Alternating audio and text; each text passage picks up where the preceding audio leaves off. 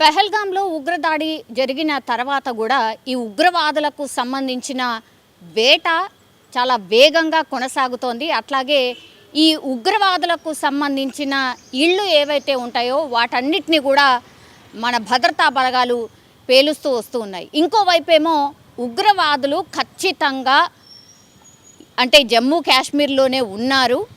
ఇంకా కూడా జమ్మూ కాశ్మీర్లో ఒక అలర్ట్ అయితే ఉంది. ఉగ్రదాడి ఖచ్చితంగా ఇంకా రెండా జరిగే అవకాశం ఉంది అని కంటిన్యూషన్గా ఇంటెలిజెన్స్ పూర్తిగా హెచ్చరికలు జారీ చేస్తున్న పరిస్థితి. ఎన్ఐఏ ప్రకారం అయితే ఇన్వెస్టిగేషన్ చేసినప్పుడు నిజాలు ఏం బయటకు వచ్చాయంటే అక్కడ అంటే జమ్మూ కాశ్మీర్లో ఉన్నటువంటి కొంతమంది ఉగ్రవాదులకు లోకల్స్ సహకరించారు కాబట్టే వాళ్ళు ఇంకా కూడా ఎటు వెళ్ళలేదు.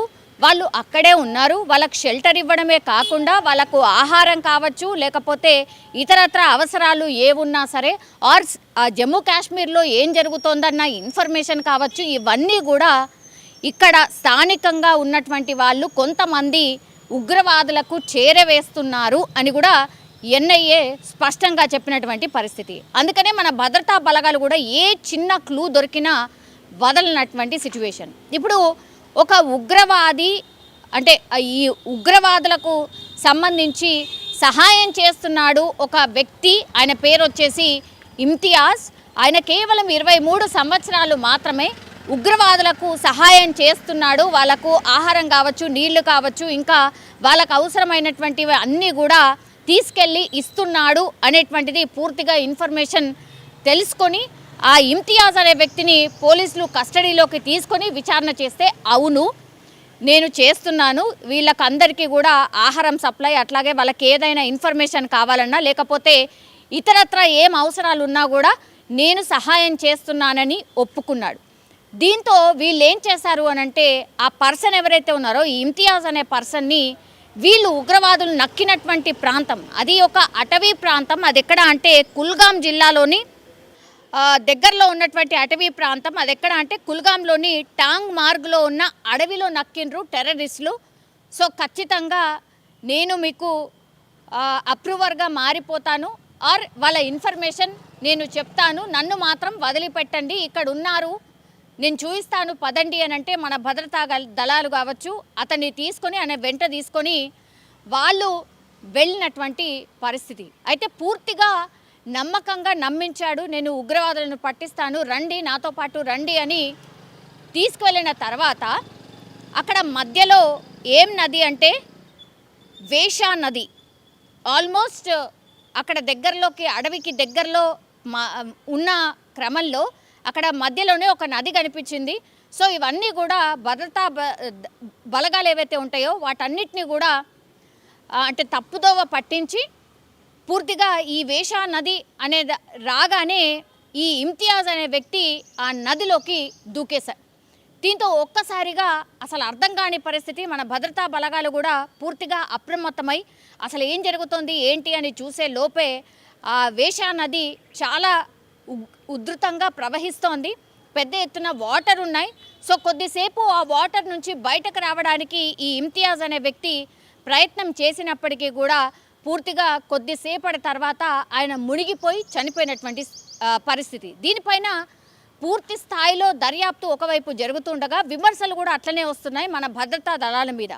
కావాలనే ఒక మనిషిని అనుమానాస్పదంగా ఉన్నాడు అని కావాలనే మీరు తీసుకెళ్ళి ఇతన్ని చంపేశారు అనేటువంటిది పెద్ద ఎత్తున ప్రచారం అయితే చేస్తున్నాయి అక్కడ ఉన్నటువంటి కొన్ని పార్టీస్. సో రాజకీయంగా ఎన్ని విమర్శలైనా ఎదుర్కొంటాం, కానీ ఇక్కడ మేము చేసినటువంటిది ఏమీ లేదు అని భద్రతా బలగాలు చెప్తున్నటువంటి పరిస్థితి కనిపిస్తోంది.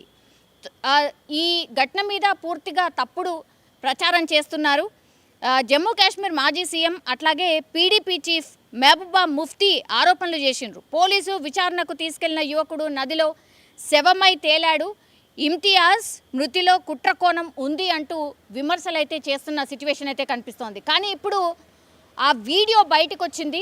అంటే ఈ ఇమ్తియాజ్ ఎట్లా ఆ వేషా నదిలో దూకిండు, ఆ తర్వాత ఎట్లా బయటకు రావడానికి ప్రయత్నించినప్పటికీ కూడా మునిగిపోయి ఎట్లా చనిపోయిండు అనేది కూడా పూర్తి స్థాయిలో వీడియో బయటకు వచ్చిన తర్వాత ఇప్పుడు భద్రతా బలగాలు స్పష్టంగా చెప్తున్నాయి.